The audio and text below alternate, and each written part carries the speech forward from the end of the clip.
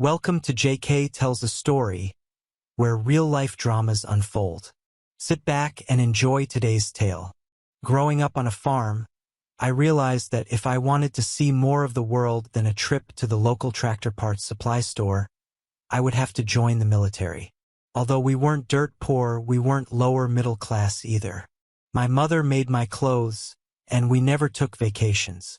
Manually loading and stacking bales of hay, straw, and alfalfa occupied most of my day from age 7 onward.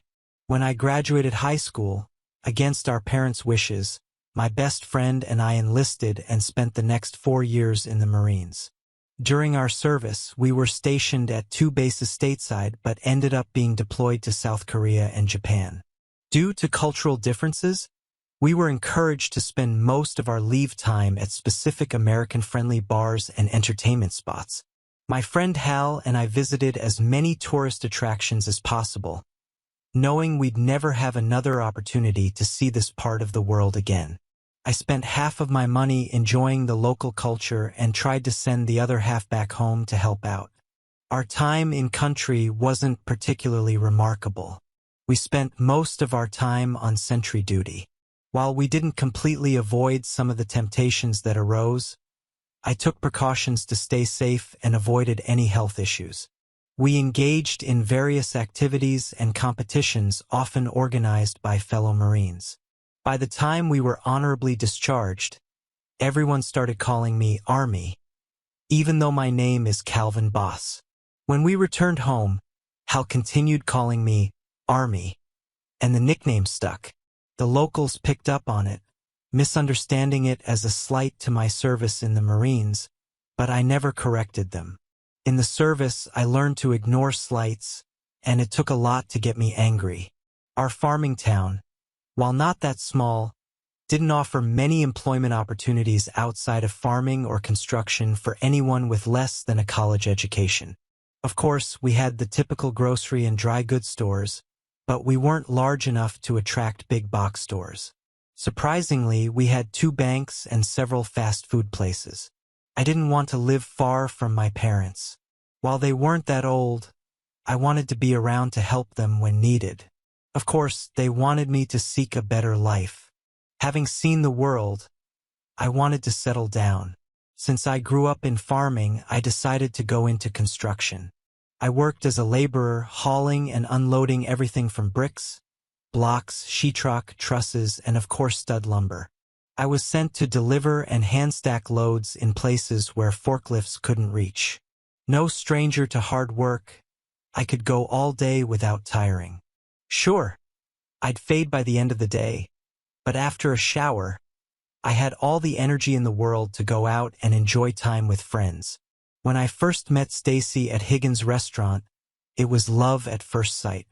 She was the most attractive woman I'd ever seen, and I must have asked her out 30 times before she finally agreed. I think she did it just to get me to stop asking. We hit it off famously, getting along like 2 peas in a pod. 2 more compatible people were hard to imagine. She had it all: looks, personality, humor, and she knew how to charm everyone around her. After 9 months of steady dating, I popped the question and we were married 6 months later. Stacy and I were both 24 and couldn't be happier. She had grown up in a neighboring town, so we had roots in the area.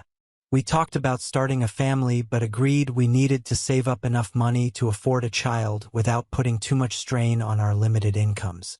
My dad advised me to earn a bigger paycheck before having kids and pushed me to look for better job opportunities. He was right, we couldn't really afford kids. By the time we paid our apartment rent and covered our monthly expenses, we were nearly tapped out. We lived paycheck to paycheck, and after 2 years of marriage, we barely had enough in the bank to buy a couple of cheap tires for my car. Somerville, the 3rd largest city in our state, was 40 miles away from our Belford hometown. Kensington, a growing suburban community where many Somerville commuters lived, was located just 22 miles away from Belford. It was always adding new businesses to serve the growing needs of its residents. One such establishment was Stokes Fitness Palace, a co-ed gym that catered to the fitness of both men and women. Army, you aren't going to believe the exciting news I heard today, Stacy announced one afternoon. Oh, are they having another sale at the dollar store? I joked. No, silly. My friend Brenda had lunch at the restaurant today, and she told me about a new fitness gym opening over in Kensington. They're interviewing potential hires for the next week or so. She was told the starting pay for new recruits. Honey, if they hire me, I'll be making about 30% more than what I bring home in wages and tips from the restaurant. I could make close to what you bring home. Isn't that wonderful? She declared. We can start setting money aside for our family. I want us to finally have that baby we've planned for so long. I hear what you're saying, but what do you know about fitness and gyms? Wouldn't you need some kind of degree or something? I don't know what their requirements are for any of these positions, and I'll never know unless I go for an interview. Connie said she'd come in early and cover for me so I can go to Stokes Fitness Palace for an interview, and I'll stay over a couple of hours in the evening to cover for her. Brenda said she heard that they take walk-ins. No appointments necessary. Honey, I don't suppose it would hurt to find out what kind of job opportunities they're offering, and there aren't many other prospects here in Belford. If you were to get the job, you'd have to commute the distance every workday. I wouldn't get my hopes up, but sure, give it a try. After work the next day, Stacy came home excited. You won't believe this, Army, but they offered me a job at Stokes Fitness Palace in Kensington just like that.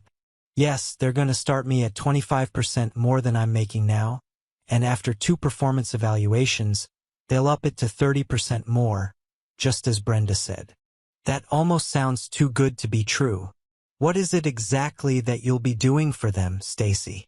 That's the best part, Army. They have their own in-house on-the-job training program. They'll teach me about all of their machines and strength training equipment. Once I'm up to speed, they'll make me a floor manager. I'll help anyone who's inexperienced with the equipment. They said that over time, if I apply myself, I could become a trainer, which could add another 20% to my salary. Isn't that wonderful? Stacy excitedly declared.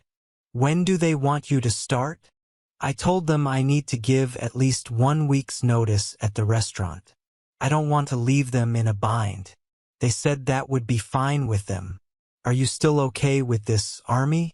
It looks like we'll be able to start setting more money aside now to grow our family. As soon as we can afford it, I want to have your baby, honey. Nothing would please me more, I assured her.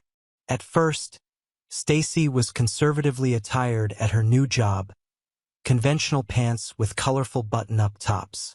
After a month, she purchased 5 pairs of yoga pants with matching halter tops. She said her attire needed to reflect the gym atmosphere, and I could understand that. 3 months later, she began wearing more form-fitting clothes. I didn't particularly like it, but I tried to be supportive. She just brushed off my concerns, claiming I was being overprotective, and showed me pictures taken at the gym proving that all the other women were dressing similarly. She even started receiving cash tips from some of the clients she helped. To calm my worries, I took off work early one day and dropped by Stokes Fitness Palace unannounced. I watched her for a couple of minutes before she noticed me and rushed over to greet me. "Bobby, what are you doing here?" she enthusiastically asked. "I just wanted to see where my wife works. This is a very nice facility," I replied. "I'm so glad you stopped by, Army. Come on. Let me introduce you to my supervisor," she insisted. She walked me over to a strong man named Gerald. "This is my husband, Calvin Boss, but everybody calls him Army." "Army. This is Gerald Jenkins, but everyone calls him Goliath for obvious reasons." As we shook hands, Goliath tried to give me a firm grip, attempting to intimidate me without being too obvious. He was built like a bodybuilder, muscular and strong. He was about 6 feet 2 inches, 188 centimeters. To my 5 feet 9 inches, 175 centimeters, and I estimated his weight to be at least 245 pounds, 111 kilograms of solid muscle. He was definitely a perfect advertisement for the fitness center. We both smiled warmly for Stacy's sake, and someone called them away. So Stacy gave me a tour and explained much of their operations. I did see 2 other female coworkers who were dressed similarly to her and was glad I stopped by. It eased my mind considerably. Not long after that encounter, Stacy began coming home with a lot more energy. We were spending more time together, and she attributed her newfound energy to her workouts and healthier eating habits, which she encouraged me to try as well. She lost some weight and gained muscle, and I was supportive of her new enthusiasm, which led to us spending more active time together. She never mentioned any of the guys she worked with, not even Goliath, which I took as a positive sign. Then came the day that changed everything. Friday night, Stacy brought up a change in her schedule. "Honey, I know I don't usually work weekends, but they're having a big promotion at the gym tomorrow, and they need all hands on deck. There's a very special event taking place at 7 p.m. It's not open to the general public, but they want all spouses to be there. I want to show you off to everyone as my husband. Will you make it a special point to be there, please?" she asked with a playful look. "What kind of promotion?" I asked, feeling unsure. "Don't worry. They're not going to try to sign you up for anything, I promise. It's just a special event. Could be an award, maybe," she said evasively. "After this event, we may be able to start growing our family sooner rather than later. You just have to come to find out. I can't say any more right now." I agreed to go, thinking I'd see what the big deal was. That night, we both spent time together, and by the time I woke up the next morning, she was already gone. I called my buddy Hal and spent a chunk of the day helping him work on his car. He was always doing something to improve it, and we talked about the mysterious event Stacy mentioned. I shared my concerns with him, telling him that while I couldn't quite put my finger on it, something felt off. "Hey man," Hal began, "why don't I come with you tonight, just in case you have any concerns? And come on in the house, and let me show you the gadget I won in a poker game a couple of weeks ago. It's a compact ink pen voice recorder. It records up to 70 hours of audio on a single charge, and it has a built-in USB adapter to download the recordings. A twist on the top turns it on, and it writes perfectly as a pen so no one will know. A buddy of mine who lost it to me bought it to record conversations for some reason. I've tested it, and it picks up clear audio from about 40 feet away." "Wow, this is like a spy gadget," I said. "I don't think it will be needed, but it won't hurt to have it on me, just in case," I added. "Thanks, Hal." It was a cool spring evening, so I wore my light windbreaker with zipper pockets. I put the pen in an inside breast pocket. Hal and I showed up at Stokes Fitness Palace a few minutes before 7. I made sure to twist the top of the pen as I had practiced earlier. A burly man came to the door and asked for ID. I showed him my driver's license and he nodded his approval. When Hal tried to enter with me, the guy stopped him and said, "Sorry, bud, this is a closed event, and you're not invited, only Mr. Bosque." I looked the guy in the eye and said, "No problem. Come on, Hal, let's go. If he can't get in, then I won't go either. Hey, bud, be sure and tell Stacy Boss that her husband tried to get in." "Wait, sir, you're a VIP guest," the man called after us. "All right, we'll let your friend in, but I need to collect your cell phones before you enter." As I said, this is a private event, and no recordings or photos are allowed. We reluctantly handed him our phones, and he slid them in individual manila envelopes, marking them with our names. "They'll be returned to you upon leaving the premises. For your security and protection, these envelopes will remain sealed until they're returned." He placed our phones in one of several bins containing similar envelopes and locked the door behind us. As we walked into the main gym, we saw two large tables with peg handles on top in the center of the gym, with a group of men standing around working out or warming up for something. Our escort asked us to wait in the gym while he conducted me to an office where Stacy was waiting. I nodded to Hal that I was okay, and he relaxed, wandering around the gym. We entered an office, and the door closed behind us. I saw Gerald Goliath Jenkins seated at a table across from me. Stacy was at his side, wearing a dark robe of some kind.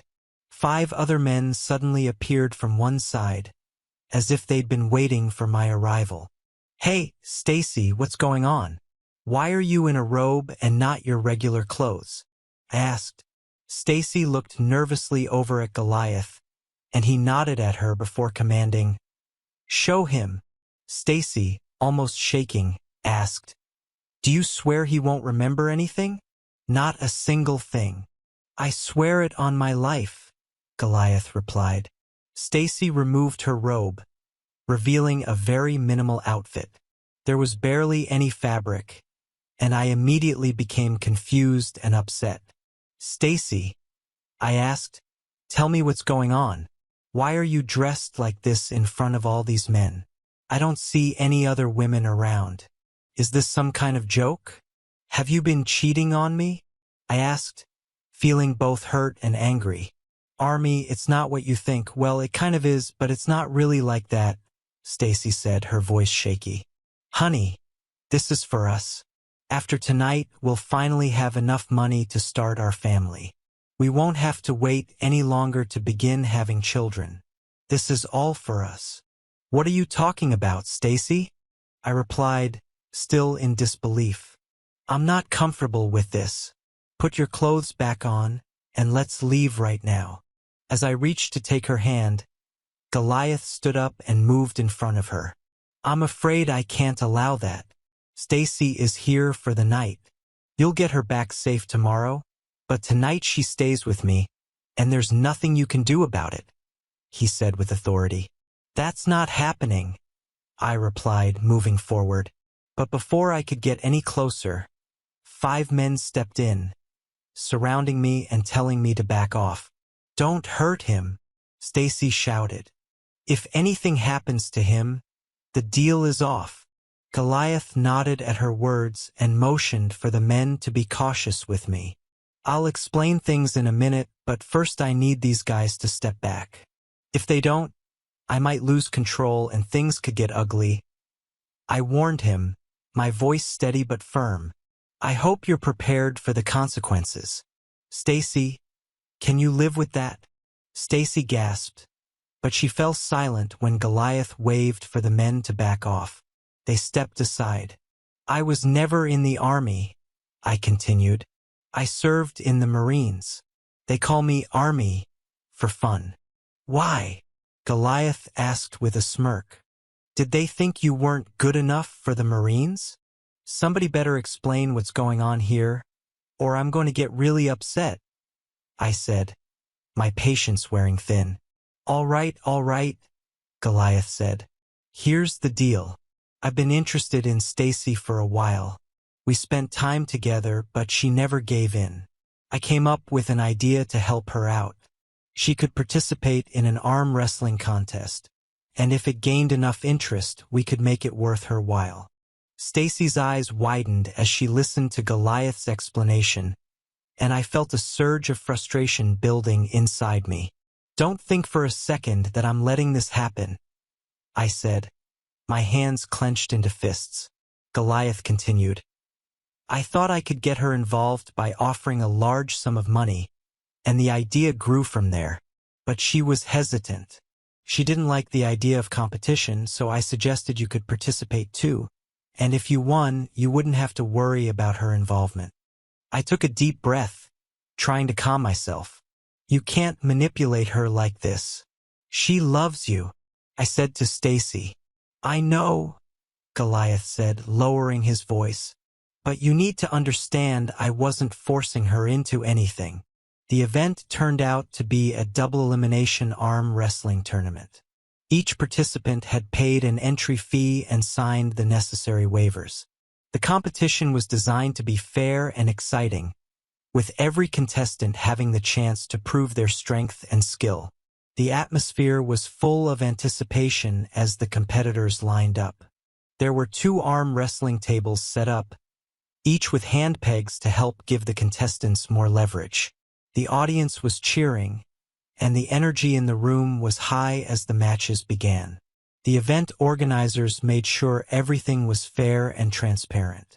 2 certified referees, Mr. Justin Albright and Mr. Kevin Saunders, were there to officiate, ensuring that the rules were followed and that each match was conducted properly. Before the competition started, the host, Stacy, wished the competitors good luck.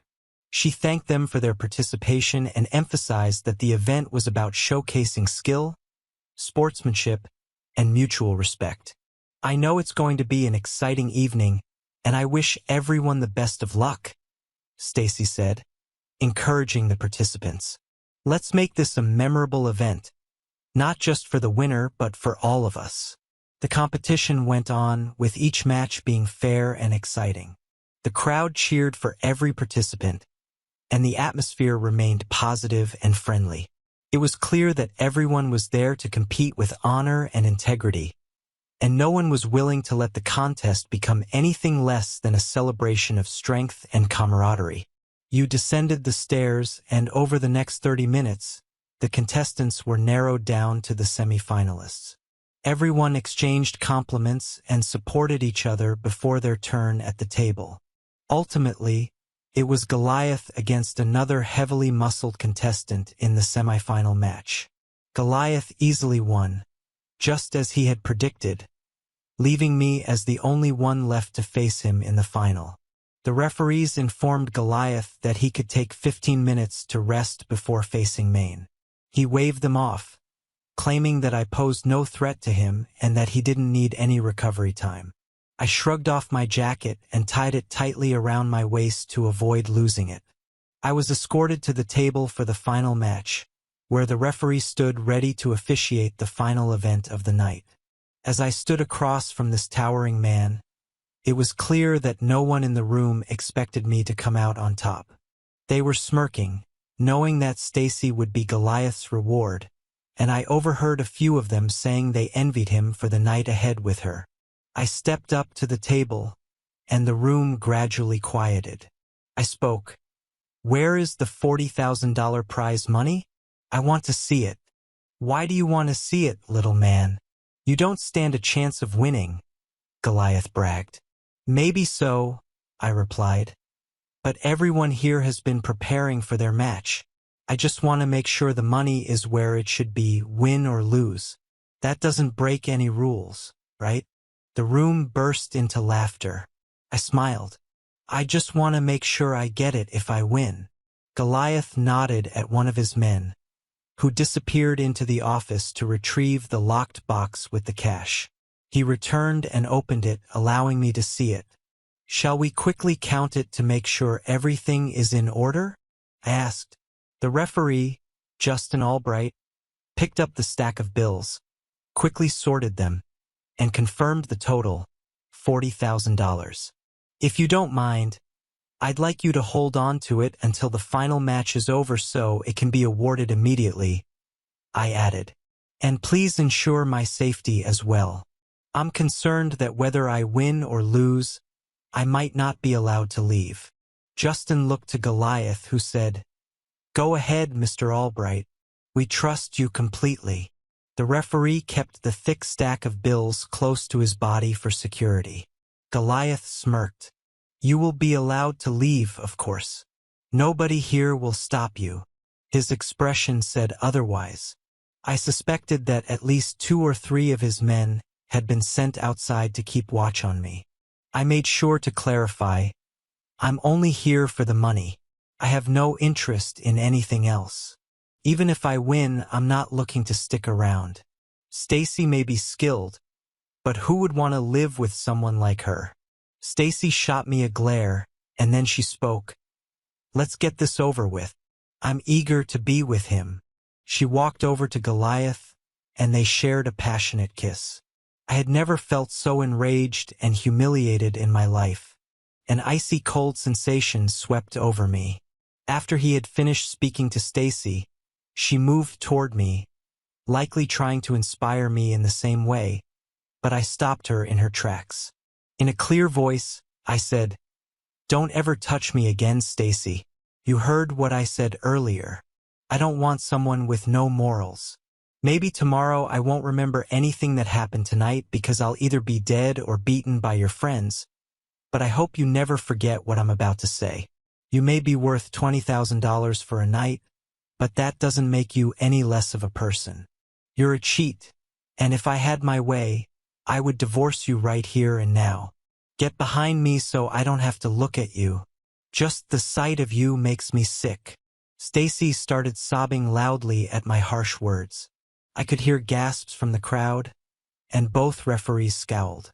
I couldn't tell whether they were upset about my manners or whether they realized something more was going on. I hoped they understood my participation was forced. Part of me wanted to call the police and let Goliath follow through with whatever plan he had to silence me in front of more than 40 witnesses. But I knew I couldn't do that yet. As Stacy complied and moved behind me, Goliath defended her. "Who do you think you are? You can't talk to her like that," he shouted. "She's been my wife for years, but if I can correct that mistake, I'll make sure she's not my wife much longer. She sure won't be having my children," I replied. He sneered at me. I had a sudden thought as the picture became clearer. "Enough of the talk," I said. "Put your arm here, and I'll show you where you stand." The crowd cheered for Goliath, knowing that he would easily win. With no other choice, I placed my relatively small arm on the table against the force of his muscles. We locked hands tightly, making sure there were no tricks or slips. Referee Kevin Saunders went over the rules one last time before signaling the start of the match. I heard Stacy behind me telling Goliath not to hurt me. If it were up to him, I knew he would have overpowered me, but I wasn't sure if she meant killing me, as I had warned others, or if she simply wanted to ensure I was subdued during the match. Regardless, I was focused. I put all my strength into resisting, but it felt like pushing against steel. My hand didn't budge. Goliath's friend called out, 30 seconds, and the time seemed to drag on. Then Goliath smirked. "I'm going to show you what real strength is, little man," he said, pressing my hand down with ease. My wrist trembled in his grip as I fought against it, but it wasn't enough.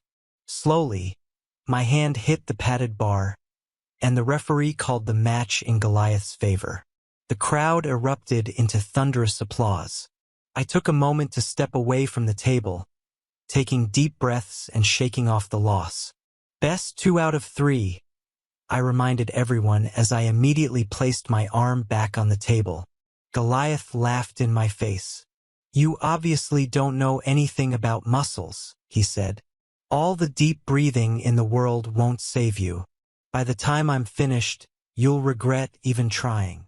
Once again, the room cheered, and his words only fueled my anger. I tried to push it aside and focus.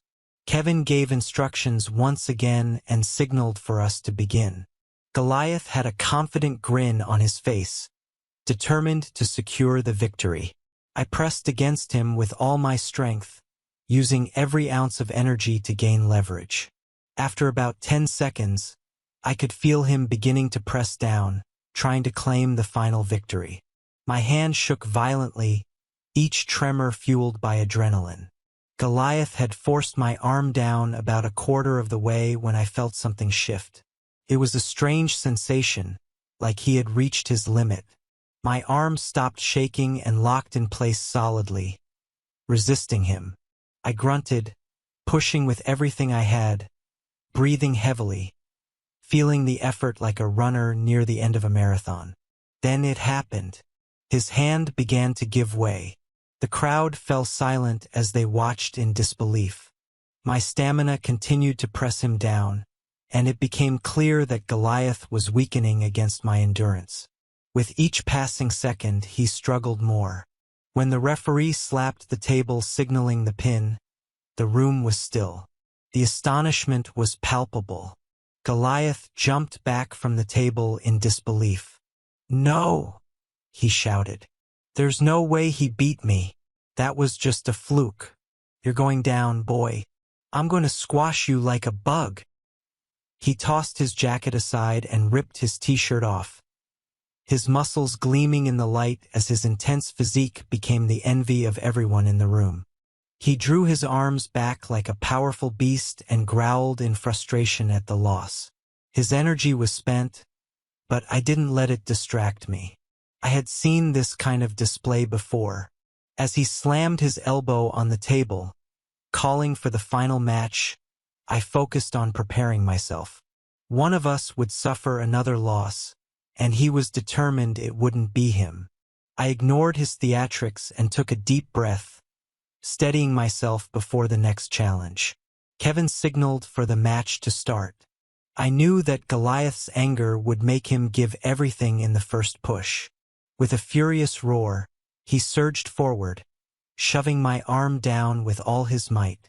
My wrist was just an inch from being pinned, and my hand trembled against his massive strength, but I held my ground. From behind me, Stacy's voice called out, "Come on, Goliath! Show him who the real man is. Finish him." The crowd erupted at her boldness, but her words had an unintended effect on me.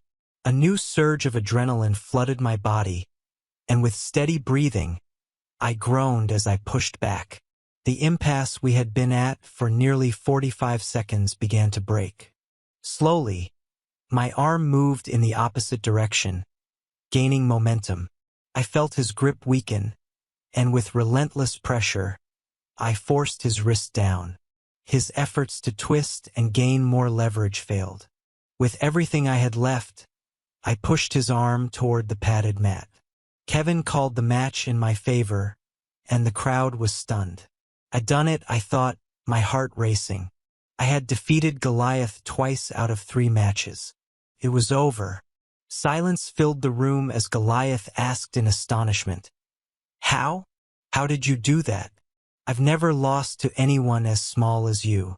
"I need to know," he pleaded. "I'll answer your question if you give me your word on 2 conditions," I offered. "Name it," he conceded. "First, I want the winnings handed over before I give my answer, the entire 40 grand. Secondly, I want to leave here under my own power after my explanation, with no one trying to stop me." "Do I have your word?" I asked. Goliath nodded in agreement. "Go ahead and hand over the money, Justin." I untied my windbreaker and put it on. Justin handed me the cash, which I quickly zipped into the pockets of my windbreaker. "I want everyone here to know that Mr. Boss has won this contest fair and square," Goliath announced. "Whether we like it or not, he is not to be touched after he provides his explanation. He will be free to leave here unhampered." Stacy just stood there, shocked into silence. I knew that Goliath was lying. Only one of his goons was nearby, and I suspected the rest were already waiting outside. But for now, I felt reassured, so I decided to share my story. All my life, I've either worked on a farm or in construction. I've dealt with heavy loads day in and day out. I may not have the big, well-defined muscles that many others here have, but what muscles I have are built for endurance and stamina, not just strength. When I joined the Marines, I was stationed for a couple of years with the 12th Marine Regiment at Camp Hansen, Okinawa, Japan, and later at Camp Majuk, a Marine Corps installation in South Korea. We had a lot of downtime, but we still had to stay close to base. We got inventive in finding ways to pass the time, and arm wrestling became a popular activity to release stress and boredom. I paused for a moment thinking back. We even set up weight classes, and the best in each weight class went up against the best from heavier classes. After a year of arm wrestling, I had never lost a match. One of the base doctors gave me a special examination to figure out why I was winning against opponents nearly twice my size. He found that my arms were mainly powered by aerobic, slow-twitch muscles. People like you who lift heavy weights for short bursts develop fast-twitch muscles, which give great bursts of energy for a short time. My arms may not be as strong as many others, but I have endurance. My arm can go all day long as I keep breathing and provide the oxygen they need. I looked around the room, my eyes scanning the crowd. The way I beat you wasn't by strength but by outlasting you. As your anaerobic muscles ran out of fuel, mine kept going. Even though I was in the Marines, they nicknamed me Army for 2 reasons. Army means strong, and I gained a reputation for my arm wrestling abilities. So there you have it. I'm giving you my explanation. Now I'll take my leave and let you get on with whatever else you need to do tonight. I looked around for my cell phone. Someone handed me an envelope, and I tore it open while scanning the faces around me. They all seemed friendly enough. Quietly, I began walking toward the door. No one moved or spoke a word. They were still in shock. Then Stacy called out to me, "Honey, this is wonderful. Hold on and I'll drive us home. We do need to talk." I heard someone else murmur, "There's not enough talking in the world to make up for what she's done." "I'll wait outside," I said. "Go put some clothes on before we go home." She loudly asked me to come with her, doing her best to get me to follow her back to the office, but I suspected that was a trap. One of the goons would be there ready to subdue me. "No, I need some fresh air. I'll be out front. We can talk there or in the car," she said, taking my remark as a sign that I was willing to talk. However, I intended it as nothing more than a delaying tactic to buy myself time to escape. She turned to the office to change back into her regular clothes while I made my way quickly to the front door, head on a swivel. "Marine," I reminded myself, scanning the area outside. Seeing no one in the immediate vicinity, I rushed out to look for Hal. When he saw me emerge, he flashed his lights. I knew he wouldn't leave me stranded. He was clearly keeping watch like a Marine on sentry duty. As I hurried over to his car, I saw 3 men coming from behind an SUV, running in my direction. Marines are known for their physical fitness training, and I was quick to put some distance between us. I jumped into Hal's car, and he decided not to wait around. With a screech of tires, he peeled away from the scene, leaving the 3 men behind. I had miraculously made my escape, my memories of the night still intact. "I swear I didn't leave you in there alone, Army," Hal quickly informed me as I got into the car. "A few big guys forced me out the door and tossed my cell phone on the ground. They said it was a closed event and I wasn't invited, so I waited for you. Actually, I was getting close to calling the police, but no one else came out, so I figured you were still safe. From the looks of those guys, it didn't seem like a friendly situation. So what's the story? And where do you want me to take you?" "Take me to my place," I urged. Then I proceeded to explain all the events of the night. Hal was shocked beyond measure. He couldn't believe Stacy would betray me the way she had, especially with the prohibited substances angle. It seemed too extreme for her. He just shook his head, murmuring, "She's just cheating. Unbelievable. What do you want me to do?" Hal asked as he pulled up in front of my place. "How about parking behind my building? Stacy will probably show up soon. If she comes alone, I'll talk to her while I pack. If she brings anyone with her, I'll slip out the back and head to your place. Of course you can stay at my place for as long as you need," Hal said. "You don't even need to ask. But just so you know, all I have is a spare couch in my small apartment." "The couch will be perfect, thanks," I replied. "If Stacy comes alone before I leave, I'll confront her tonight and make my intentions clear. If she brings any of the thugs with her, I'll make a quick escape with you." "Wait, I have a better idea," I said. pulling the cash out of my pocket and stuffing it into an empty fast food bag Hal had left on the floor of his car. We put the bag under the spare tire in his trunk. I may need backup. You got your weapon? Stupid question, Hal muttered, pulling his pistol from the console. He slipped it inside his waistband and followed me inside. I had 2 suitcases packed and was zipping up the second one when we heard the front door unlock. Hal quickly hid in the closet. Stacy ran inside, visibly relieved. "Thank God you're here," she exclaimed. "I was worried you'd be gone by the time I arrived. I'm so sorry. We need to talk. Are you here alone? Or are the 5 men you were with earlier still around?" I asked, my voice firm. "No one else is coming, Army," she replied, her voice softer now. "It's just you and me. I want to apologize for my behavior earlier tonight. I got caught up in the excitement of it all. I was supposed to rile them up, and I guess I went too far." I smiled, but it was a wry smile. "Why rile them up? They already paid their money. It's not like you were going to get more from them." I suspected that I knew the intent behind the advertising for future events, opportunities designed to get her attention, much like that video of her. I wondered if it showed her face. Goliath said he wanted to make sure the guys were focused on me, that I would be a distraction, Stacy explained. She seemed to believe it, but I had my doubts. Those strong-armed wrestlers wouldn't be distracted by anything when it came time to compete. I hoped deep down that you'd win, but I had to navigate both sides of the situation. We needed to secure enough money to start our family, and you were amazing. You stood your ground, showed them your strength, and proved everyone wrong. You saved me from a night that could have gone completely off track.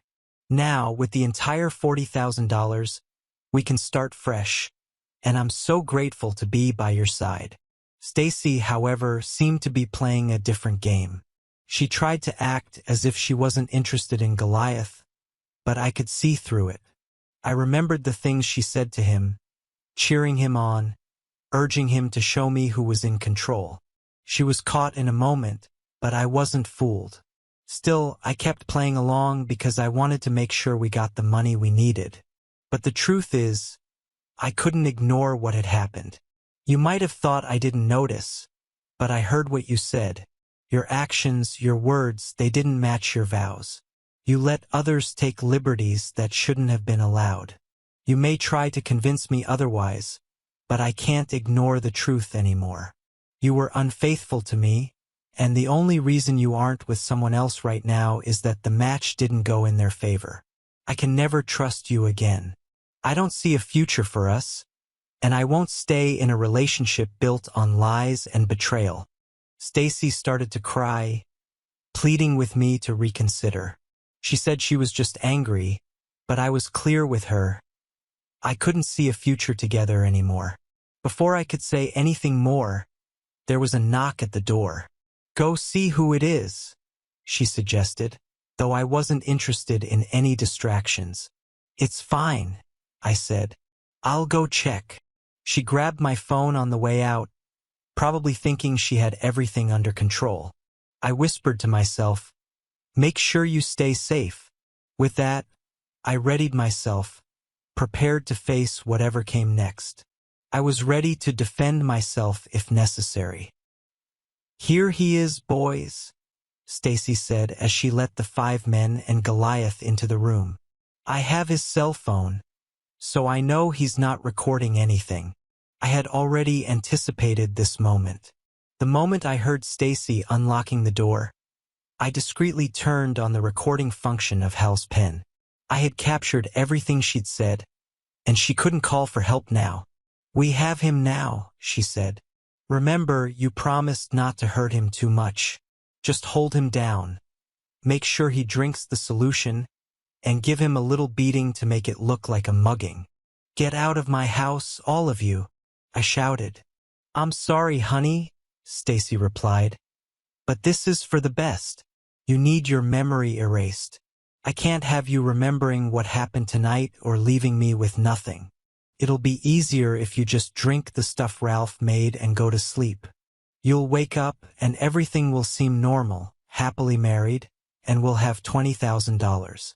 I promised Goliath the other $20,000 if he helped me make you forget, even though you won tonight. But if you don't, you're going to be hurt, she added. You planned this, didn't you? She nodded, admitting they had only just made the plan on their way here. Well, you probably didn't plan on this, I said, noticing how they were beginning to spread out in the room, trying to block my escape.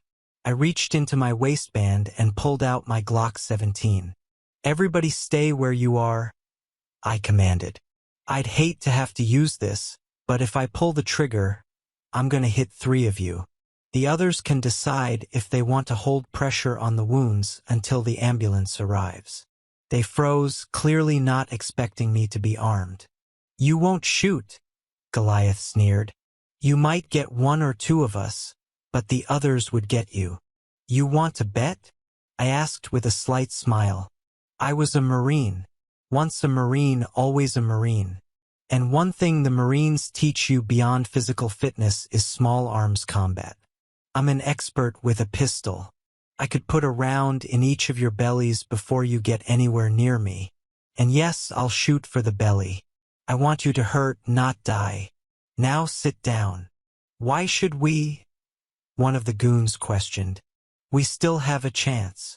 You don't have any chance, I retorted. But I feel threatened by you standing there. I'd really hate to fire this thing indoors. You have no idea how loud it is. 1 shot and our ears will be ringing.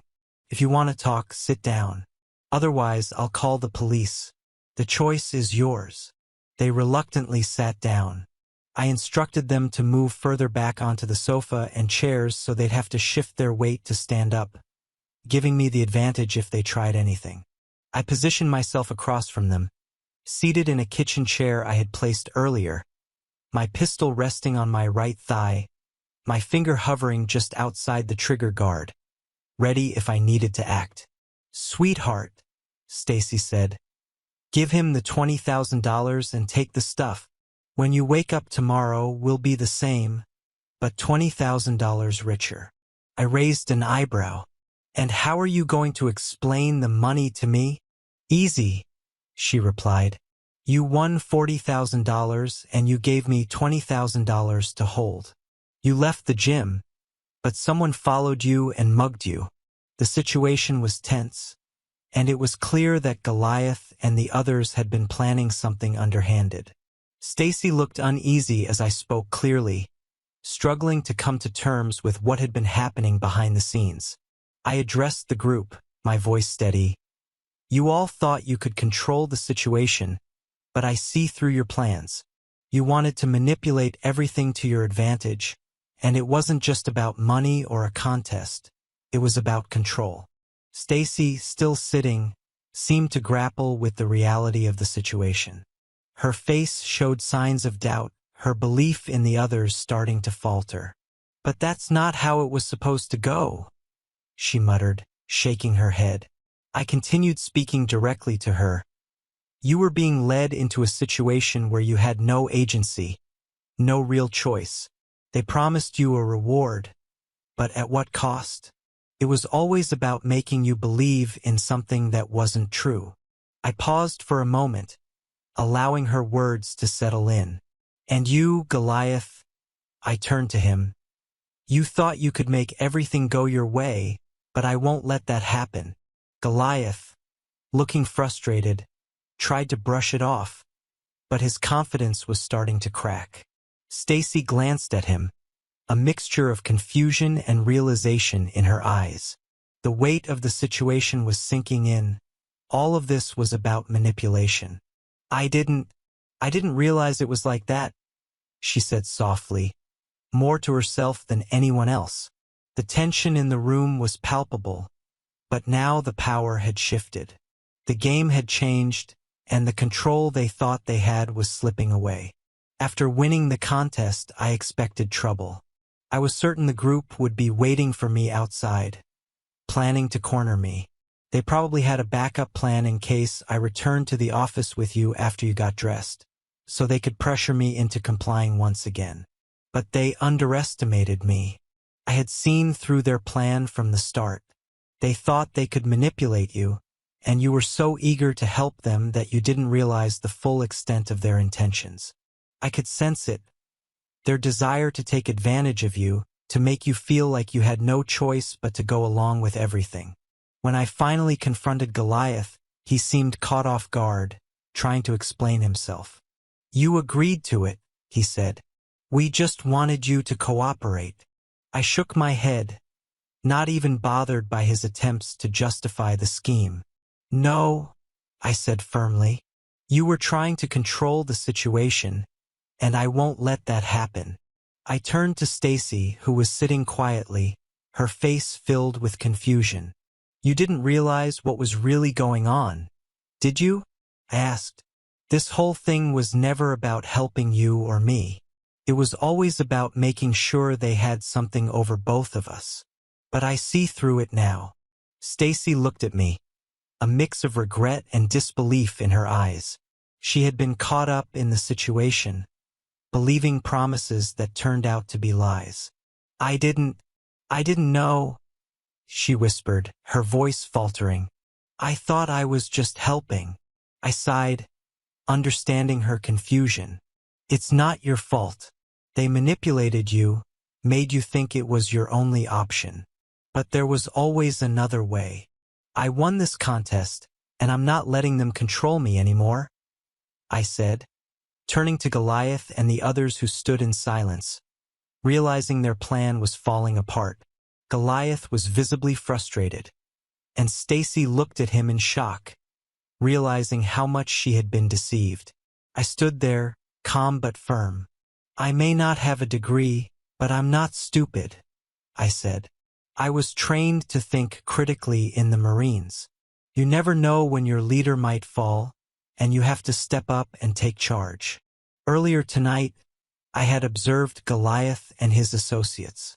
They were overconfident, assuming they could control the situation, but they didn't realize I had been paying attention. It wasn't just about the money. I knew that there was something bigger at play, something more personal.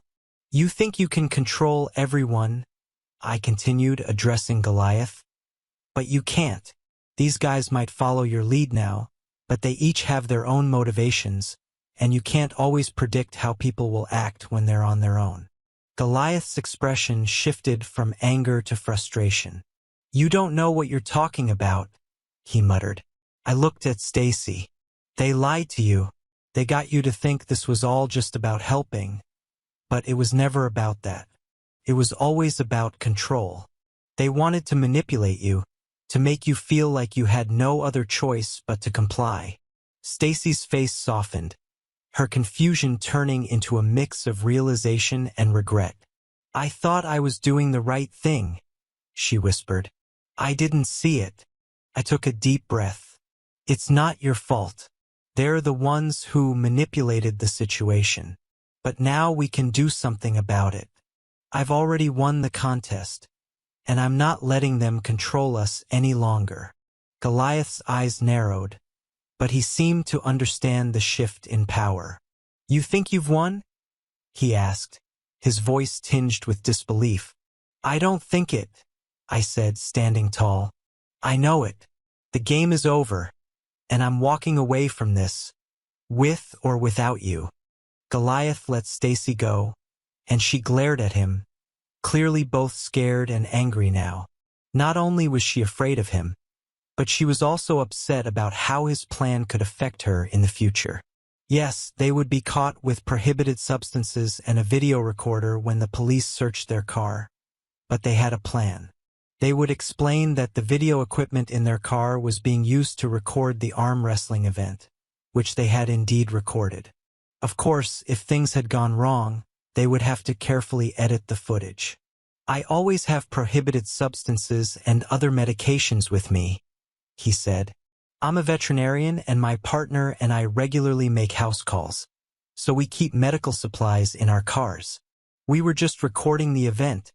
That's all, he added, nodding toward the man next to him. Stacy's not going to risk going back to the gym now that she knows what we were planning, but she can't make any complaints. There's no proof of what we intended, but there's plenty of evidence that could put her in a difficult position.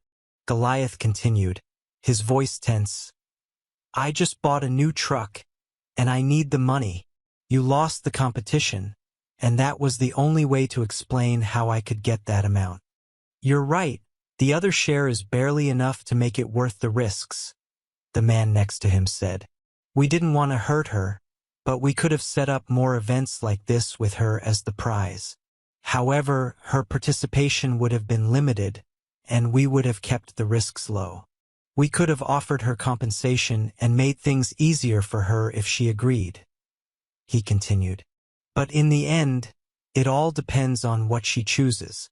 We understood that she might change her mind, and we were prepared for that possibility. The man next to him then suggested a solution. You both can just move forward. We can help you forget this whole situation if you're willing to let it go. Stacy won't be working at the gym anymore, and maybe this whole experience will help her reconsider her views on things. He smiled and said, the problem with this plan is that you might decide to go to the hospital for an examination. You need to come up with a story to make it believable, but you'd be married, which is a plus. You love her, you trust her, and of course your loving wife would never lie to you. He smiled, and I noticed the other men chuckling a bit. He continued, I started wondering if there might be a way to get the money back from Stacy somehow. I suddenly realized part of his plan, but I decided to let him keep talking. You'll have to take the medication tonight in the next few hours to make sure it wipes out enough of your memory. You'll remember that you planned to go to the gym, but not what actually happened there. That would leave a blank space for Stacy to fill in. The problem, as I saw it, was Stacy. I could just divorce her and walk away. That would probably be the smartest option, I said aloud. Stacy immediately started to plead. Well, we just talked about how we could fix things, and I promised I wouldn't make any more mistakes like this, she said. I thought for a moment. The problem was that this plan could lead to even more complications, especially if someone tried to threaten her or interfere with our marriage. We need to make sure Stacy is safe, I said, and I want all of you to promise that you won't interfere with my life or Stacy's life anymore. Each of the men agreed that they would not bother me or Stacy in the future. At that moment, I felt some relief, though something in her tone still seemed tense. Stacy continued, we'll need to make it look like something unexpected happened. You could get a small injury, and I can help you explain it so that no one suspects anything is wrong. I thought about it. This could work if we played it right. We need to come up with a believable story, I said. Stacy nodded confidently. Goliath, while outlining her plans, told me that she was really looking forward to busting my balls, just like she had looked forward to breaking my heart earlier. It would have been fine if I had no memory of it all, as far as she was concerned. Now that we had all this honesty, I had a couple more questions before I made my decision to either let you go or let Stacy wipe my memory. Stacy and Goliath both nodded vigorously. You both agreed that you never actually had sex, and you were being very candid since you knew you'd be wiping my memory. Goliath said Stacy had requested I'd be given a shot, however small, to win the pot. She didn't think I had a snowball's chance in hell of doing it, so it almost seemed like a wasted gesture. My question is this. Did you intend to force me to watch you having sex before you drugged me? You made it sound both ways a few times. Once you said your boys would drug me elsewhere. I suspected the answer but knew it for sure before either of you opened your mouths. Yes, Goliath said. We both thought it would excite you to make you watch. You wouldn't remember anyway. But Stacy wanted the memory of having all that power over you. The word power stuck in my mind when I considered how much she seemed to look forward to kicking my nuts after I passed out. Or maybe she'd do it while I was still awake, just to hear me scream, and then not remember it later. I didn't put anything past the witch at this point. Not just me, Stacy protested, for some reason once again not realizing what she was saying. You were the one who said it would be hot if Army cried watching a better man have me like he never had. Okay, one other issue. You guys said she gave you all BJs this afternoon to pay you for your help. Tell me about that, I said in a neutral tone. One of them spoke up. Well, it was pretty simple. We told her we had to make sure she was totally on board with what was happening and not suddenly be too inhibited to put on a real show. Also, since we couldn't compete and have a chance at her, we needed something to pay us. She agreed and did it. I nodded, acting like I didn't care. In reality, by that time, I was over being upset. I just wanted to satisfy my curiosity. Okay, so let's recap. Obviously, nobody wants me to start shooting, which, like I said, I will at the slightest provocation. You don't want me to call the cops. You pointed out the damage to my reputation but forgot to mention having to answer to your wives. You got BJs, right? I want to hear from each of you who did it. All 5 of them admitted to what Stacy had done that afternoon. So, we need to let these guys go, Stacy said. Then we can take care of your memory, and we'll have a complete reset on our marriage. I promised never to be tempted again. Though I could barely keep a straight face at her lie. She was remarkably naive, believing whatever was fed to her by seemingly anyone. Yeah, after you enjoy yourself stomping on my nuts, I said. Oh no, I won't enjoy it. I'll just do enough to make it look like a real mugging, she replied, contradicting her earlier statements. And you guys won't double back and try to get Stacy to give up the money or herself? I asked with a smile. Of course not, the veterinarian claimed. That would be stupid. Stacy knows what we planned and would never let us near her. Plus, she'd have your pistol, right guys? I heard a chorus of nos and hell numbers. Okay, I've made my decision, I said. I pulled the cell phone out of my pocket and, using my left hand, I raised the Glock slightly from where it had rested on my knee to remind them all that I would shoot if provoked. All 7 stiffened when they saw me pull out a second cell phone.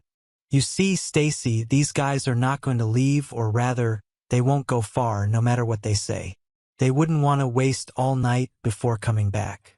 They'll give us just enough time for me to take the drugs and maybe even stage the mugging. I guess one might even whisper in your ear to call them once I was drugged, so they'd know you'd taken care of things and they were in the clear. Stacy looked shocked. And you'd be dumb enough to tell them I'd taken this stuff if I was dumb enough to actually swallow it. Then they'd tell you the rest of the plan, their plan, I said. She asked me what that was. They already own you, I explained. They have enough blackmail material to make you their whore now. You just heard them describe how you performed oral sex. Do you seriously think they didn't video every second they could? Now, of course, they need more.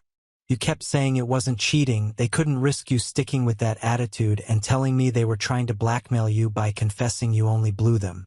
Now that they, and you, of course, know my attitude, that's all they'll need. As soon as you tell them I drank the drugs, they'll come around, demand the money first, and then you'll be back to square one. You'll be their whore, and me oblivious. I offered with a grin. Of course, I could have pretended to have taken it, fake passing out, and waited for them to show up and make their demands. That would make my case against them easy, but you might have wanted to put my gun away, or one of these a-holes might have gotten ignorant and forced me to start shooting them. I looked at the shocked expression on the leader's face. Goliath began ranting about how no dumb Marine should have been able to outthink them. So where's the video? I asked.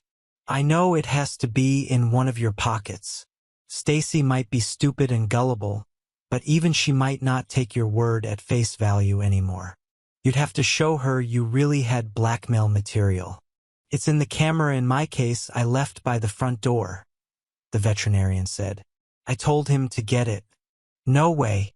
As soon as I get up, you'll shoot me, he said. I assured him that unless I had a very good reason, I wasn't going to risk jail. I suggested he crawl, or I'll maybe ask Jerry to crawl to get it. Training that I ain't crawling for no man, Goliath stated emphatically.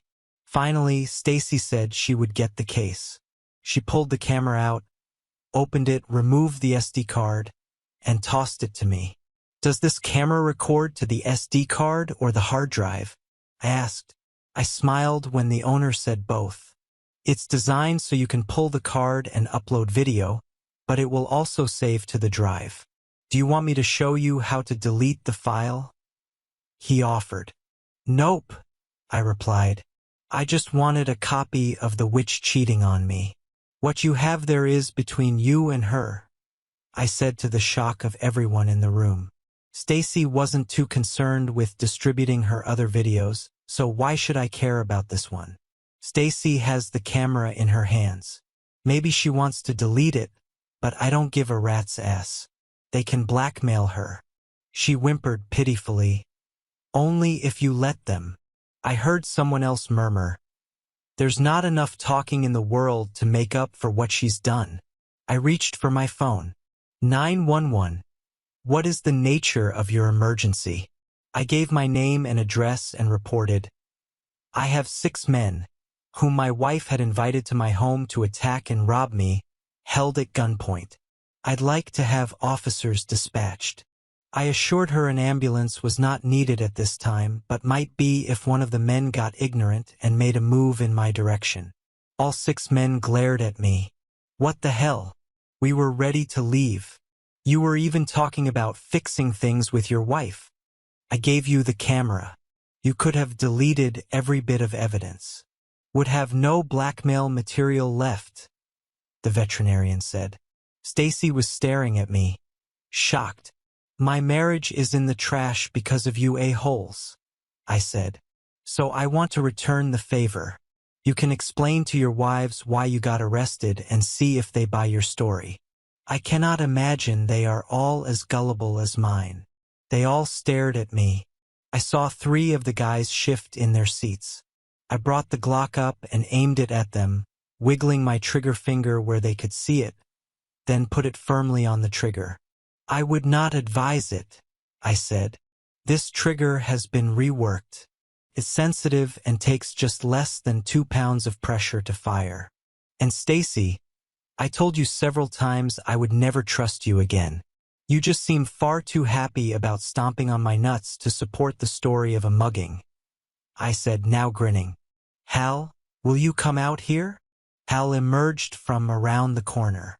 Hal has been listening to every word since you guys arrived. This is phone I hold in my hand. I still had an open line with 911, so I knew all of this was being recorded. I hope it picked up the guys talking. I knew the pen recorder would, but the 911 call would serve as backup. Whatever he heard, I'd say it would still be entered as a statement, and whether allowed in court as evidence or not, their wives might not like what was said. Now more than ever, I needed my pistol up and moving back and forth. Had it not been for that, I'd have been pounded into the carpet. Even with a pistol, a few of these guys looked like they were a hair's breadth from trying something. Hal, would you step outside onto the steps and tell the police I'll put my gun down when you call back inside when the police arrive? They will take all of us into custody. You have not been a participant. Would you lock up and secure everything for me? Copy? I asked, looking at my windbreaker laying on the side table. I handed him the SD card. He confirmed. Then, come down to the police station to help out and give evidence? He nodded. We heard sirens as multiple police cars approached. The 911 operator came back on. Officers are on location, she said. I told her my friend was on the doorstep. The door was unlocked, and I told her where I was sitting in the room. I do have my pistol in my offhand, held by the barrel. I knew the first officer through the door, and so did Hal, as it was his older brother, Bob, a police lieutenant. What is going on here, Army? First, put the weapon on the floor and step away. I did as instructed. I could tell his body cam was running. Well, it seems my wife has been cheating on me. Earlier today, she gave these 5 guys BJs and planned to have sex with this one. They threatened to wipe my memory with a big dose of prohibited substances and alcohol. When I thwarted their plans, they drove over from Kensington for a second chance at me. My wife, Stacy, let them in. She gave my cell phone to them so I couldn't record anything. "It's in that guy's shirt pocket," I said, pointing at Goliath. "That should show evil intentions if nothing else. You might want to secure that phone. I'd hate for it to get lost." Preposterous. We drove Stacy over here when her husband left her in Kensington after he won an arm wrestling competition. She invited us to celebrate his win. The man is delusional. He thinks we are having sex with his wife and even told the contestants at the competition he feared for his life, the goon leader said. I suggested Bob take us all to the station to give our statements and make a public record. He quickly told me he knew what to do without my input. I grinned. Soon, all of us but Hal were in handcuffs and loaded into various police cruisers. Hal told Bob he'd come down to the station as soon as he locked up and secured everything. Our plan was for him to upload a copy of the recordings to the cloud and my computer. I suspected he'd make more copies than that. Once segregated from the others at the police station, I quickly explained what happened tonight and what I surmised they planned to do. I advised Bob to check them in and then take a look at the case left in my house for prohibited substances and a camera where you should find a video of a nude Stacy in the act. He offered me coffee and began to take the other statements. Army, these guys all tell the same story of you being a crazy scumbag. You entered in an arm wrestling competition, and when they came to your home at Stacy's invitation, you held them at gunpoint and began making wild accusations. One is a lawyer and says he will represent the others, but since he is also a suspect, he is not allowed to go back and forth and advise the others. They're all writing statements now. Do you have any proof? I can't open the files on that camera without a warrant, but I did impound it. I told him, Hal has an audio recording of their confessions and is making copies. That recording changed things immediately. As soon as Stacy heard of its existence, she began to bawl and change her story, claiming she was seduced into cheating and that the guys were going to blackmail her into being their sex partner. An officer accompanied Hal and me back to my house. With my permission, they didn't need a warrant. They secured the small case one of the goons had left inside the front door when they arrived. In addition to the camera Stacy had removed earlier, there were 2 bottles of liquor, prohibited substances, a couple of big tubes of personal lubricant, and a few ugly-looking flexible tubes. The downloaded video clearly showed my soon-to-be ex-wife happily serving all 5 of the goons and Goliath in a big show. She openly stated how much she loved the wild eroticism and how much she was looking forward to having sex with Goliath once he won the contest and they had her husband under control. Bob might have overstepped, but he let me watch the video at the station. Of course, I had my own copy by that point, which I could watch later. Being early morning hours on a Sunday, he had enough evidence to keep Stacy, Goliath, and all 5 goons in jail until arraignment on Monday. I told Bob to let Hal and me know if he needed us. I'll be as far away as my cell phone, and promptly ignored his orders and left town. Sunday morning, I paid for 2 fairly inexpensive round-trip flights to Las Vegas. Hal and I hit several betting venues in Sin City, collecting all of the discarded sports betting receipts we could find on the floor and in trash cans. I was amazed at how many games were held every Sunday, even though I wouldn't need it all. We didn't stop until we had close to $40,000 worth. Once Stacy realized I was really divorcing her, I felt certain that she would come after the money, at least on a 50-50 shared basis. I wasn't going to give the witch a penny if I could help it. I wanted to claim I'd lost most of it. Hal and I had a wild time. We took a taxi to no less than 4 strip clubs the first night and posed for photos with the club in the background. We concocted a story about how we each took a few thousand and spread it around to the hardworking girls. We'd say we wanted to give it to honest working women, not a cheating witch like Stacy. Fishing a couple of liquor bottles out of the trash, we half-filled them with soda and water, posing for pictures of our drunk and fun time, leering at the camera, waving our bottles in some photos, and in others with what looked like mixed drinks. According to our photos, we had a wild time in Vegas. We even gave a little money to a group collecting for a children's cancer hospital. We arrived home wearing the sweatshirts we got for donating over $100 each. Of course, we claimed we gave them $1,000 apiece. Monday, my cell phone erupted with what seemed like dozens of calls. None of the numbers looked familiar, so I ignored them. I suspected one or two might belong to Stacy's parents if she called them for help. One text said, "I told you to stay close. Now answer your phone or call me back. I'm gonna kick both your butts. Bob." We called him back. He'd used his wife's phone, so there was no official record of his call. We told him we were blowing off steam, and he told us to get our butts home. Bob chewed us out officially upon our return Monday evening as he escorted us into the district attorney's office. We claimed nobody told us we had to stay in town, just close. And we interpreted that to mean the continental U.S., since our last trip away from home was to Asia. After all, we weren't under arrest, and we said we could be reached by phone. Neither Bob nor the district attorney were happy with our explanation. The DA wanted to review my version of events, so once again, I told the story.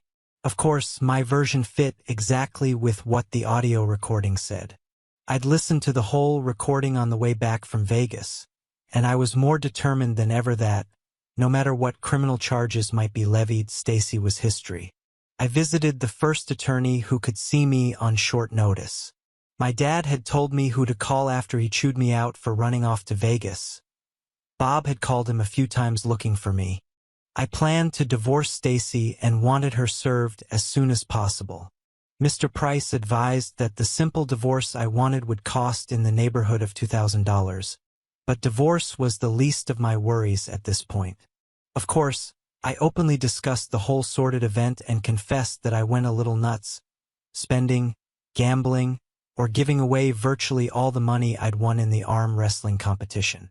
He laughed and told me that due to the nature of the events, I might not have to share that money with Stacy anyway, but since I didn't have it, it wasn't a problem. Price shook his head. "You've read too many stories. You spent way too much effort too soon. Divorce is not the issue here, nor is hiding the money. When your house is on fire, you don't call the guy who does remodeling, you put the fire out first. Then you worry about insurance and, way down the road, fixing the damage. You have your wife and 6 guys facing charges of multiple felonies, including assault, wrongful imprisonment, conspiracy, plus whatever else the DA throws at them. The men are also charged with attempted human trafficking. Slavery is a major offense. Your divorce is not worth more concern than a pimple on your butt right now. Give it a couple of days and we will handle it all. I'll walk you through it." Tuesday morning, I went apartment hunting.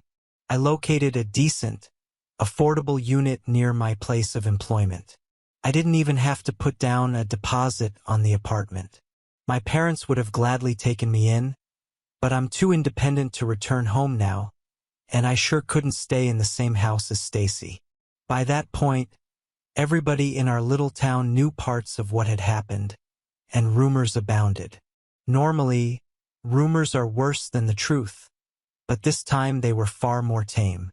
According to rumors, Stacy had an affair with her boss, who came to my house to threaten to kick my butt. I held a gun on him long enough to call the police. Once released from jail, Stacy refused to move back in with her parents, so I moved out to avoid confrontation with her new boyfriend. I thought it best not to clarify what really happened just yet, following the advice of my lawyer. I held off on releasing my audio recordings. Not even the 7 charged individuals knew all the evidence against them. Wednesday morning, I began receiving a new set of phone calls from unknown numbers. Once again, I ignored them after finding the first three were from curious friends trying to get the scoop on what happened. The fourth was from a Gloria Jenkins. A text from the same number read, "Mr. Bostic, I am Gloria Jenkins, wife of Gerald Jenkins. Will you please call me and tell me what is going on?" I found it very curious that Goliath's wife had no idea what had happened. She answered on the first ring. "Mr. Bostic, thank you for returning my call. All Gerald will say is that this is all a big misunderstanding. You are making allegations, but there is no proof of any wrongdoing. That alone told me there was indeed something to it. Can we meet in person?" I had taken the week off from work, so I drove over to Kensington to meet her. I took Hal's handy-dandy recording pen along just in case. I was amazed at the woman waiting for me who identified herself as Gloria as soon as I walked in the door of the cafe. She was beautiful and did not need the light makeup she wore to stand out in a crowd. She smiled brightly as she shook my hand. Gloria was a slim blonde who appeared to be in her late 20s. Later, I'd find she was actually a few years older than me at 28. After only a few seconds of conversation, her initial easygoing public demeanor couldn't quite hide her anxiety, but I told myself to be careful. I couldn't yet tell if she was a victim or one of the enemy. She was, after all, married to Goliath and might support him no matter what. I asked her what she wanted to know. She told me the unvarnished truth. All she had been able to gather was that her husband and 5 of his friends had been arrested after an altercation at my home where I held them at gunpoint. I alleged they had done something with my wife, but Jerry claimed it was totally unfounded and being fed a line. "Mr. Bostic, I don't like it. I've talked with the other wives, and they're being kept in the dark as well. We'd like to know what is going on. Jerry is, well, Jerry, and that is a problem I'll have to deal with on my own. Will you please enlighten me?" I knew this woman could easily charm me into whatever she wanted. She just had that way about her. Sure. I was going to make sure you and the 5 goons' wives and girlfriends were fully informed anyway. "Goons?" she asked. "Yeah. Goliath's 5 muscle-bound friends who did their best to try to intimidate me until I pulled a pistol on them. I'll tell you what, why don't you call me Army? It's my nickname. Also, let's just invite those 3 women over to join us. They can listen to what I have to say firsthand and then ask questions as well, rather than just relying on the audio recording." Gloria asked how I knew who the women were, and I noted that she was recording the conversation. 3 well-dressed women in their mid to late 20s sat in a booth across the cafe. They didn't seem to be actively engaged in conversation with each other, and occasionally one of them would glance in our direction. They had been watching us since I walked in while trying very hard not to appear to be doing so. One of them put her little purse on top of the table and moved it a bit. Normally, a woman would put it down by her side. I waved to the 3 women sitting on the other side of the cafe and beckoned them over. "You're very observant, Mr. Army," Gloria said as the 3 women approached sheepishly. "He figured out who you were. He was going to tell us everything anyway," Gloria added after introductions. One of the women asked tentatively, "Is it as bad as we imagine?" "Maybe not for you," I replied. "But for me, it is the end of my marriage. In a nutshell, Goliath, Jerry, has been trying to seduce my wife for some time now. He succeeded in everything but actual intercourse. He and his 5 buddies all got a reward from my wife on Saturday and planned to complete their plan with an intimate fest, then blackmail her into being available to them from now on. I watched their facial expressions change from disbelief to anger and back to incredulity. Mutters of curses abounded. "No damn wonder one of the cops kept them so long," one of the women said. "They got out this morning and have all been meeting with their lawyer," Gloria said. "I take it you have proof? Even though from the limited messages we've received, the boys say you do not." I reached into my pocket and pulled out a flash drive. "I have a few hours of audio recording.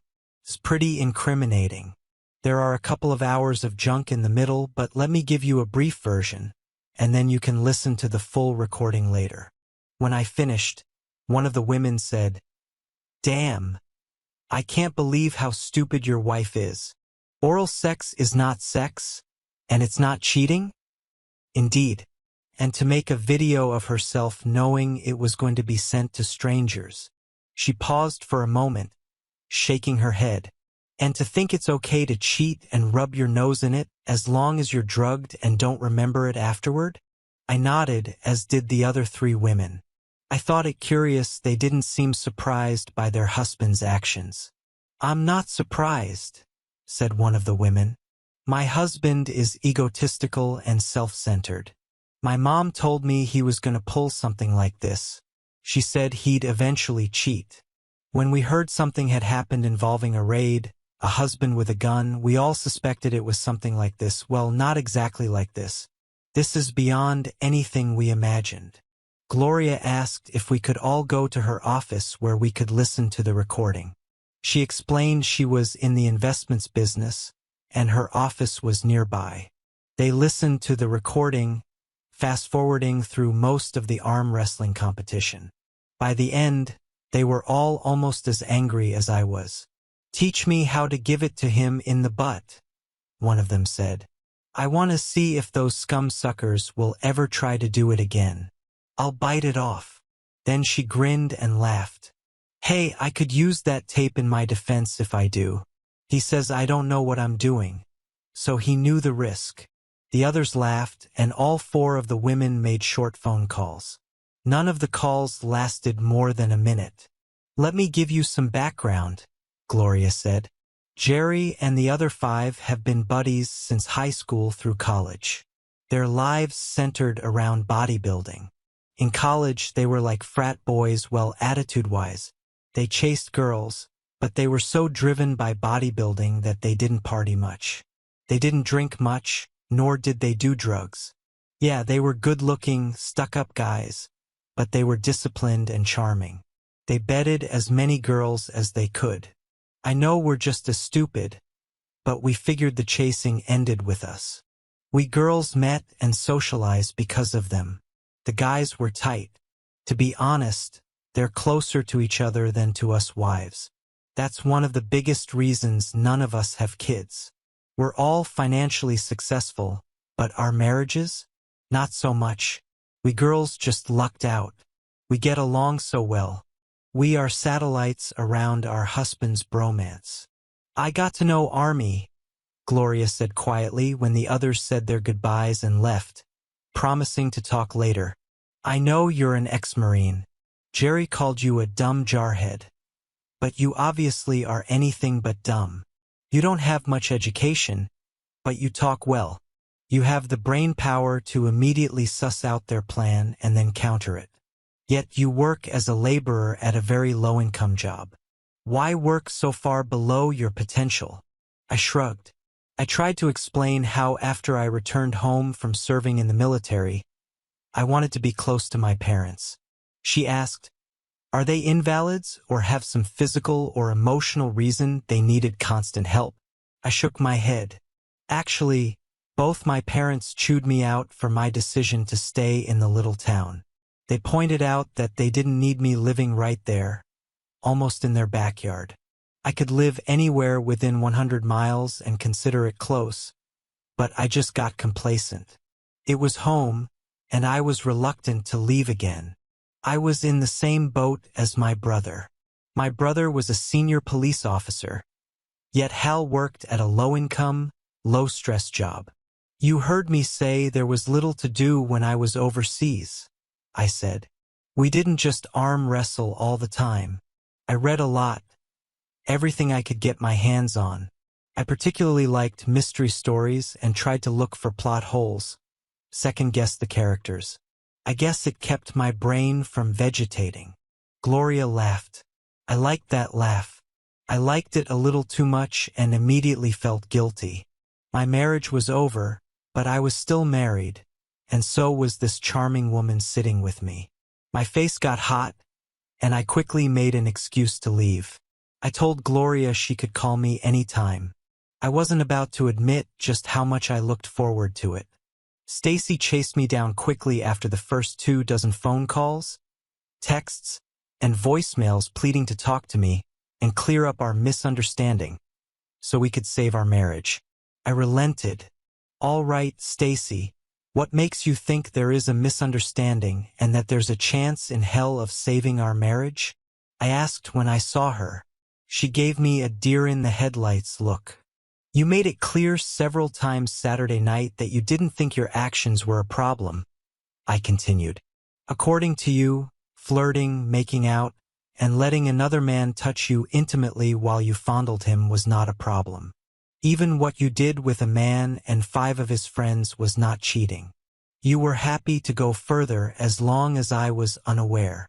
Stacy began to babble, repeating that she didn't mean to hurt me, that she just got caught up in the excitement when a hot man like Goliath showed interest. So when the next hot man comes along, you might get caught up again, huh? I asked sarcastically.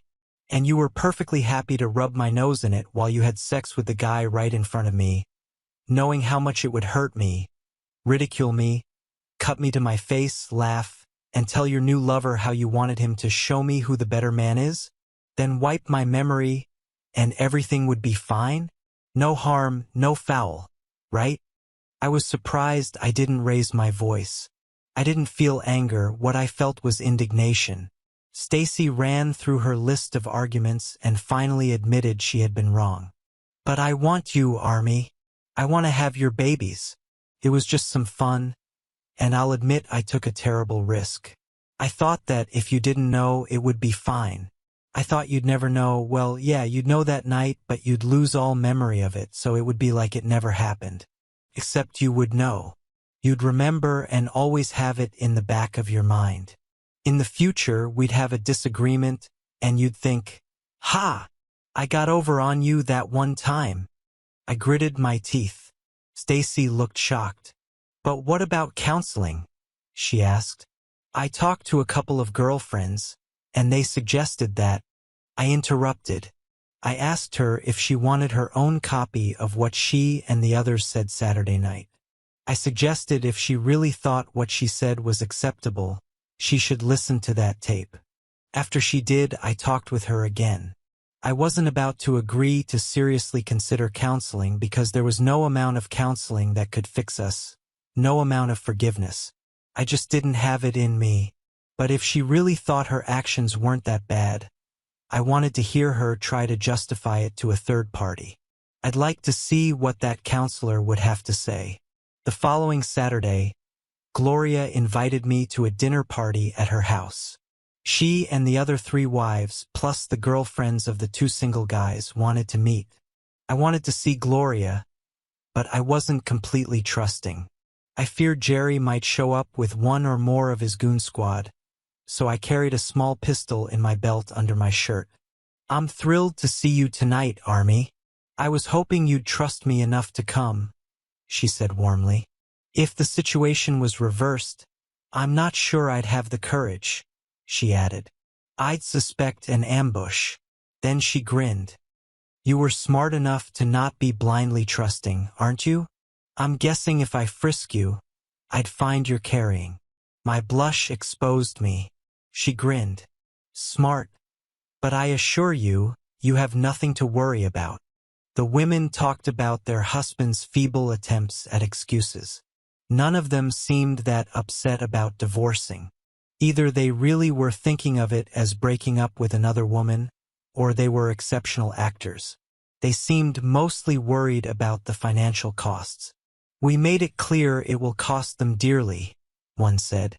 "We're going to go for half of whatever they have now, and we're not going to pay a cent toward their criminal defense." My husband tried to downplay the charges against him, saying it was no big deal. I began quoting parts of the conversations you recorded, and he about peed his pants, one said. He didn't know you had recorded most of the evening. He didn't think it was a problem, as his lawyer would get all the evidence sooner or later. "You aren't upset I told them you recorded them, are you?" she asked. I shook my head. No, that was perfect. My main goal was to burn them and expose them to their wives, no matter what the authorities did to them. Jerry's reaction was, a simple jarhead? Why the hell did he think to have a recording device in the first goddamn place? Gloria reported. Giggles from the others. Well, it saved me from a bad marriage. No way could I marry Andy, knowing what a scumbag he is. I need to look at the inside of the next man, not just at his body. One very cute little woman said. The other women cheered and held their glasses high in agreement. I glanced over at Gloria, who seemed to be studying me. Did you talk to your wife, or I assumed soon-to-be ex-wife Army? Asked one of the women. I admitted I had, as I was curious what kind of explanation she might give me. Well, let's hear what she said. I know you recorded it. Hell, every one of us took a page out of your book and recorded what our cheating husbands had to offer as an explanation. We compared notes. The boys are circling the wagons, but they don't stand a chance. What the law doesn't do to them, we will. My dear husband might lose his veterinary license. He has a hearing this week for misuse of anesthetic drugs. I played the recording. Damn. That woman is delusional. She seriously did not think what she did was all that wrong. She is just upset you found out, or rather, you remember. She admitted to being a witch but thinks you have a future and acts like she seriously wants one with you, Gloria said. Stacy loved me. Well, if that's love, I'd hate to see what she does if she hated you. Oh, she loves you. She wants her babies and wants to stay married, Gloria said. You can hear that in her voice. She just wants to have a little sex on the side. She doesn't understand that love is not enough to make a marriage work. There are several other things you have to have as well. Gloria looked at me intently but did not elaborate. I waited until midweek to call Gloria, ostensibly to see how she was doing. I was surprised to see she seemed genuinely pleased to hear from me. We talked and decided to get together the following weekend. I want you to know I was very happy you called Army, she said when we got together. I was reluctant to call you as much as I wanted to, but now I was the one surprised.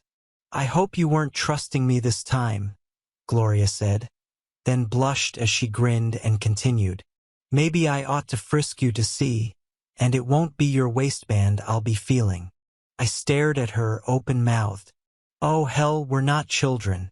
I think we both feel the connection, she said. Of course, we met under the absolutely wrong conditions.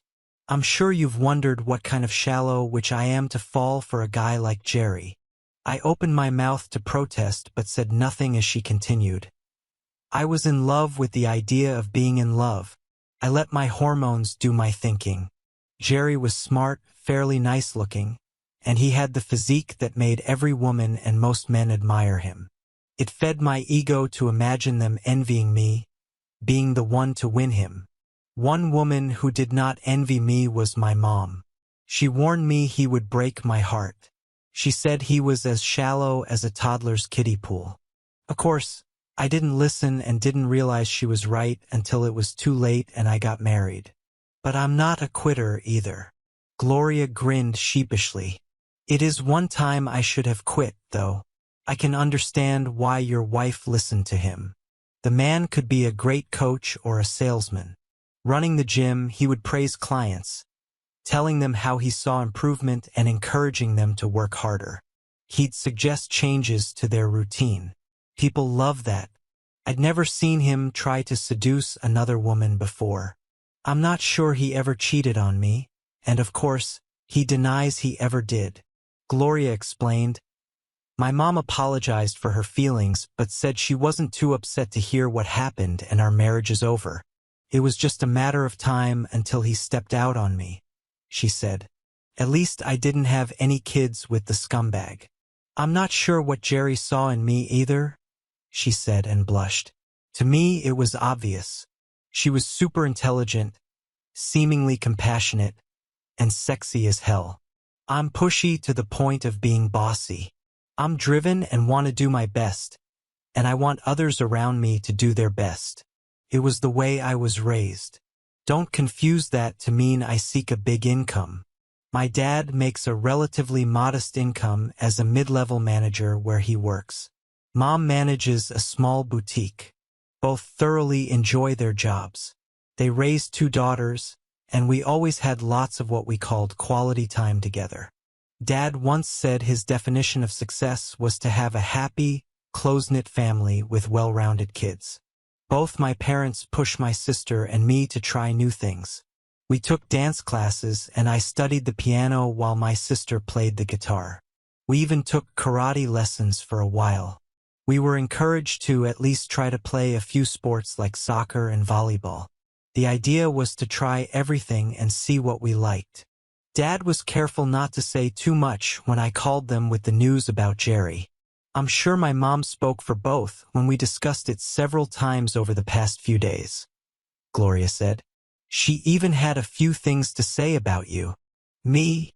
I said, surprised. I never met the woman. Yeah, but I told her all about you.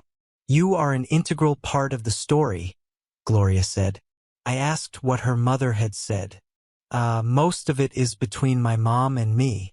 Maybe I'll tell you someday. But she analyzed you and your wife the same way I did, Gloria said. I asked her what they came up with. Stacy loves you, but does not respect you. We both agree with that, Gloria said. I nodded in agreement. Stacy did not respect me at all, but I wondered if she loved me at all. Oh, she loves you. She wants your kids, Gloria continued. She went to great, even extraordinary efforts to keep your marriage intact. If she simply wanted to cheat, she would have done so and not cared if you found out. She'd probably have tried to hide it for a while and then just said it was too much effort and eventually left you. Gloria stopped to look me in the eye for a few seconds. I had the impression she was trying to read my mind as she continued. No, she loves you and wants your kids, but part of her thinks you are not good enough for her. She wants an edge over you. You said it yourself the other day. She'd always know in the back of her mind she got one over on you. When you got into an argument, she'd think of that and know she won. That part of the tape where she and Jerry talked about humiliating you after they had sex. That's disrespect on an all-new level. It pisses me off. I laughed. It didn't exactly make me happy either. Gloria surprised me when her eyes filled with tears. You don't understand, she said. It infuriates me. I want to rip that witch's hair out by the roots for what she planned to do to you. She might not respect you, but I do. Gloria took a few breaths as she held up her hand for me to be quiet. I've got to say this, she said. I respect you. I did from the first minute we met in that cafe. You have the balls to meet the wife of the man that destroyed your marriage, and you carried yourself with such bearing. You treated me with kindness, with respect. I liked it. I liked you. Please don't say a word and let me finish, Gloria implored. Something about you reminds me of my dad. They say that, for good or bad, girls marry men like their father, and men marry women like their mothers. I don't know if that's true. It sure as hell isn't with Jerry. But I see some of Dad's characteristics in you. Subtle, but they're there. I told you my mom said a few things to me that I wasn't going to tell you, Gloria said in almost a whisper. She could barely meet my eyes, but at the same time was trying to gauge my reaction. She could tell I was attracted to you. More than that, after a couple of times we talked, she told me to be careful not to fall in love with you, as it could lead to disaster. Then she corrected herself and told me to go slow, as we both needed time to take care of business and heal a bit before we looked to the future. But I'm busting a gut here. She looked at me. I've got to know. Do you like me? I hesitated. I can honestly say I felt a great deal of guilt over my feelings for you, I admitted. She looked at me, shocked and dismayed, with maybe more than a little embarrassment mixed in. Something about you made me want to grab you and, well, I wasn't sure what I wanted, but when I thought about it, I wondered if it was to have sex with you just to rub Jerry's nose in it like he did to me. I had the impression I could do it if I tried. I paused, unsure whether to continue, but then realized I didn't care what Jerry thought. I wanted you, and that made me feel guilty on a different level. I was married. Yes, in a toxic marriage, but married nonetheless. It goes against the grain. I'd be violating my own sense of ethics. I paused and hoped my eyes weren't going to tear up. But to answer your question, yes, I like you. No, I love you. I used to tell people Stacy and I were like two peas in a pod. We shared common interests. We just fit well. We shared the same interests, but you and I don't share the same interests, at least we never discussed what we wanted. But I see in you something I've wanted, something I need. Yeah, I like you, and I am attracted to you, but it scares the hell out of me. I don't want this to be some rebound thing. I want it to be real. Great, Gloria declared. Now, like I still want to do, I can take my time and see how we really do fit. We both began to laugh. Gloria smiled at me for a few moments, then said, "So if we were going to go slow, so we don't screw things up, can we at least kiss?" I nodded, unable to say what I was really thinking. She quickly shifted over and sat in my lap with a smile. She brought her face close to mine, and when her lips touched mine, she shuddered, or maybe it was me who shuddered. But when we came up for air, she had a grin on her face. "I'm going to own you. I'm like one of those old gold prospectors. I'm staking my claim," she said. "Oh, and when the gold plays out, move on?" I quipped before I thought she might take it the wrong way. She didn't. "See, I knew you had a wit, jarhead," she giggled. "Nope. I'm going to reinvest every ounce of gold I find and see my dream come true. But like any business, I'm not going to overextend myself, and God knows I want to overextend. I want a relationship built on love and not just lust. Respect has to be a cornerstone, and we're going to have to meet in the middle because I'm a pushy woman who knows what she wants out of life, just like my mom." Over the next several days, I thought about what Gloria had said. To be honest, I thought about little else. I knew I was rebounding from Stacy, but at the same time, I realized this was different. I agreed with what Gloria had said. Stacy loved me but didn't respect me. Was I really that much of a bum? Whatever. She loved me but wanted a better man. I wasn't good enough, and that bothered me. Gloria openly declared she respected me. I somehow reminded her of her father, who I had not yet met. She professed her growing love. I knew I was more than attracted to the woman, which scared me as it made me feel guilty at the same time. I examined my initial impulse of wanting to have sex with Gloria just to show Jerry I could take his woman. I wanted to hurt him the way he had hurt me. I could do that to Jerry without a second's hesitation. But the thought of hurting Gloria was inconceivable. That thought made me feel like the guilt was overwhelming.